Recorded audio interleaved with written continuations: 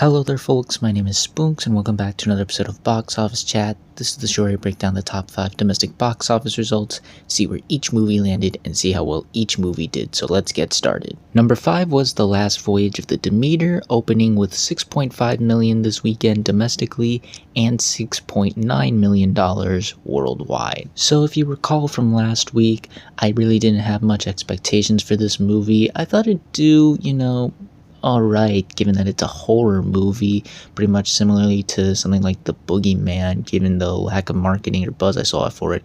But even I was a bit surprised by how poor this movie did. Like, dear God, it didn't even crack double digits, unfortunately. This just showed that there was just so much little interest in this movie, and the marketing didn't really sell this movie either to the general public, unfortunately. And given that this movie cost $45 million, this is gonna be a pretty big money loser unless a miracle happens with this movie, as I don't think this movie is going to have a huge phenomenon for itself. Unfortunately, it got a B- on CinemaScore, which, for a horror movie isn't bad, but certainly not great either. And I think they were really banking on this being the big horror movie of the moment, given that there's no other horror movies out right now, and it would have been a great way to end the summer, I think, for the horror genre. But unfortunately, it doesn't look very likely that will be the case, unfortunately. However, while I don't think this movie is gonna do well theatrically, I can see this movie doing well on streaming and video on demand. I've seen some people talking about the movie who have seen it, and it does seem to have like that cult following-ish type of feel to it. Lots of people are saying, wow, this movie was surprisingly good. I hope more people go out and see it in the future. So I think if that carries on throughout its theatrical run and carries over to when it's released on video on demand or streaming, I think that could help it out and become a bigger hit than it actually is right now, especially with the fact that we're just 2 months away from Halloween, and most people right now, at least from what I'm seeing, are starting to get ready for spooky season, so that might help this movie out as well. So while I do think there's a light at the end of this tunnel, unfortunately that light is very, very far away, because this is still a very bad opening and it's not looking like great things for The Last Voyage of the Demeter, sadly. Number 4 was The Meg 2, The Trench, making $12 million this weekend, adding to a domestic total of $54 million and a worldwide total of $258 million. So as I expected, domestically, this movie is not really holding well. It dropped 57% from last weekend, which is definitely not what you want to see, unfortunately. It's not a terrible hold, but I definitely think with how much of a surprise its opening was, I think they were hoping for a bit more word of mouth to carry on with this movie, but no, the B- cinema score really hurt this movie. Audiences are just not gelling with this movie, and it's certainly not going to make as much as the first film did domestically. This is just domestic audiences. Worldwide, internationally, things are picking up the slack. Apparently this movie is really resonating with international audiences, kind of like what I hinted at last weekend. It's pretty much identical to Fast and Furious from earlier this year, though to a lesser extent, but still very similar things.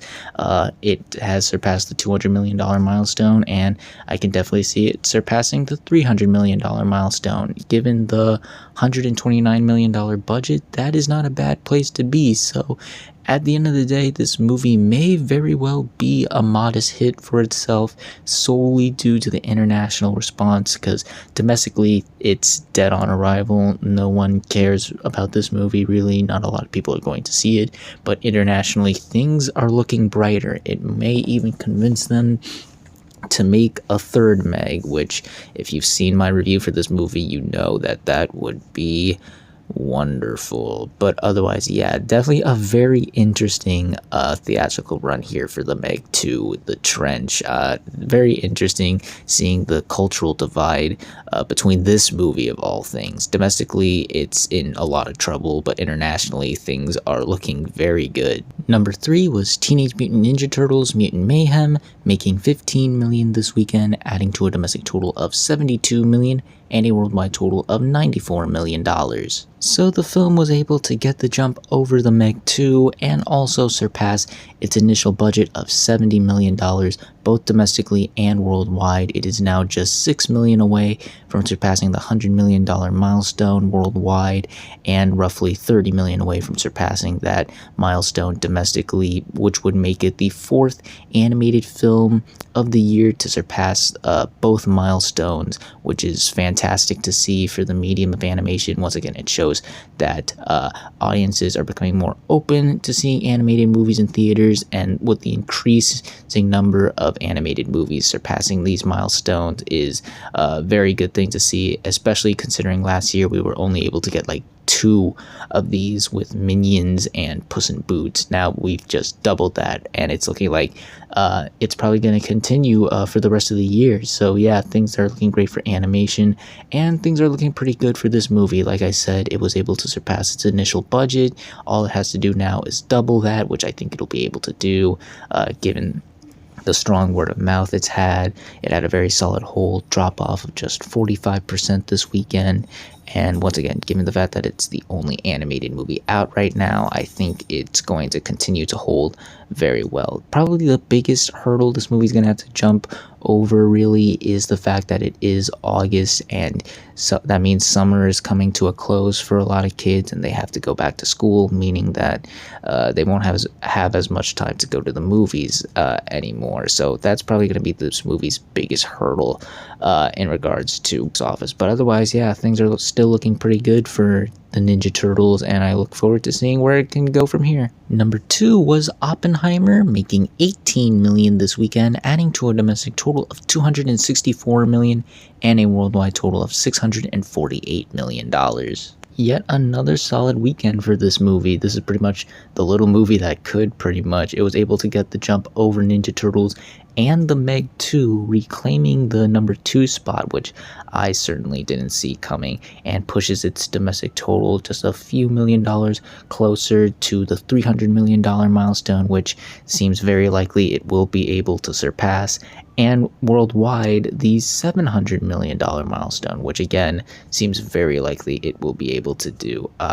I just don't know what else to say here, really. This movie has just been an absolute juggernaut, just been holding very well, especially this weekend. It only dropped like 38%, which is absolutely insane. The word of mouth on this thing is just absolutely killing it. People are still going out to see this movie. I'm not sure when this movie is going to start slowing down. I'm not sure even if this movie is going to start. Well, it will start slowing down, but I don't know how soon or how far that point will be, as this movie just keeps on killing it and keeps on going. And yeah, not much more else to say here, except it's just been doing very well, way better than I expected it, and I can't wait to see it surpass those milestones mentioned prior to this. And finally, let's end the video off with the number 1 movie of the weekend, which was, for the 4th week in a row, Barbie, making $33 million this weekend, adding to a domestic total of $526 million and a worldwide total of $1.1 billion. Yet another solid weekend for Barbie, as it's pushed its domestic total just over the $500 million milestone, which would make it the 2nd film of the year to do so, behind the Super Mario Bros. Movie, and pushes its domestic total just around $50 million behind that film's total. And worldwide, it pushes its worldwide total just like roughly $200 million behind that milestone, that film's worldwide total. And given those factors, I think it is very likely that we could see Barbie overtake the Super Mario Bros. Movie to become the highest grossing film of the year, both domestically and worldwide, which is definitely not what I was expecting to happen, but here we are. It just depends how long it takes, and how much more this movie makes than that film. But yeah, I think it's very likely that this movie is going to top Mario, which again, wasn't expecting that. If you had that as your prediction for this year, congratulations, you are an oracle. But yeah, once again, this movie just continues to thrive. It only dropped 36% this weekend, which is absolutely insane. It's still making over $30 million this weekend, just another solid weekend overall. However, I do think, given where it's at, I do think its reign as the queen of the box office is going to come to an end. I just think that it is definitely slowing down. Not to say like interest is waning or like it's gonna plummet or anything, but I do think that this is the point where we're gonna see it slow down a bit and lose its crown to a movie either this week or maybe even next week. But still, though, the amount of money this movie made already, you can't complain about. So yeah, overall a huge win for Barbie overall. Just a great theatrical run at the box office. 4 weeks at #1. We'll see what movie can dethrone it, as I think it's going to be sooner rather than later. But yeah, still a fantastic weekend and fantastic totals overall for Barbie. And those were your top 5 domestic box office results for this weekend, but we're not quite done yet, as we've got another week ahead of us and new movies hitting theaters. And this weekend we have 2 new major wide releases, the first being Strays. This is a new R-rated comedy about talking dogs. If this movie looks familiar to you, that's because it was originally supposed to come out in June, believe it or not, the same weekend as Transformers nonetheless, but Universal thought it would be a much smarter idea to push this movie back by 2 months as opposed to paying their writers for better wages. Regardless, this may surprise some of you, but I actually have some decent expectations for this. I think the concept of the film is intriguing enough, with the fact that it's just an R-rated talking dog movie. I think that might intrigue people. I think it's got star power with Will Ferrell and Jamie Foxx will help it out. And, the dogs being all cute and adorable. And the buzz does seem to be there. I do see some people talking about it and getting interested about this movie. And the marketing has been surprisingly solid. I've been seeing a lot of promotion. They've been pushing this movie hard for quite some time now. So yeah, I think we're going to see something very surprising here, maybe in the vein of No Hard Feelings, not something that does gangbusters or like an Oppenheimer or a Barbie, but certainly that something that's actually catches people off guard and is very surprising.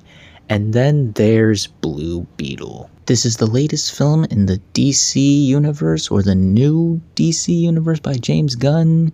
It's complicated. Now, I don't think it's a secret to say that DC's had a rough year with the box office disappointments that were Shazam and especially The Flash. Things have been not great for this studio thus far. However, I don't think this movie is going to be as big of a disaster as those movies, as I do think there are some things that are helping it out. First off, it is the first comic book movie to hit theaters since The Flash, believe it or not. Yes, it's been that long. And it is going to be the only comic book movie in theaters until The Marvels in November, so it has plenty of time to grow and leg out and have strong legs. I also think the buzz with this movie is strong. I do think that people are interested in this movie, and there are certain Latino groups actually trying to get the word out about this movie, which is actually kind of cool.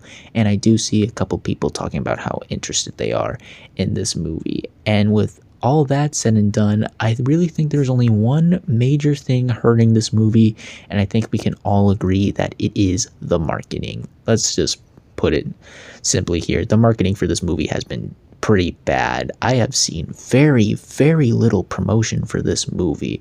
Maybe an ad here and there, and maybe once in a while I'll get the trailer in front of a movie, but that's really it. I haven't seen a lot of marketing for this movie. Even recently, it's been very sparse. So I think they're really relying on word of mouth to carry this out through the remainder of summer and into the fall, as they have not been doing a great job of marketing this movie. So we'll see how well this movie truly does, as well as the rest of the movies that land in the top 5 on the next Box Office Chat. And that's going to do it for this week's episode of Box Office Chat. What did you all think of the results? Were you satisfied, unsatisfied?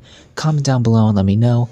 If you like this video, hit the like button. If you like this channel, hit the subscribe button. Follow me on all the social media links at the end of the video. And until next time, everyone, stay sharp.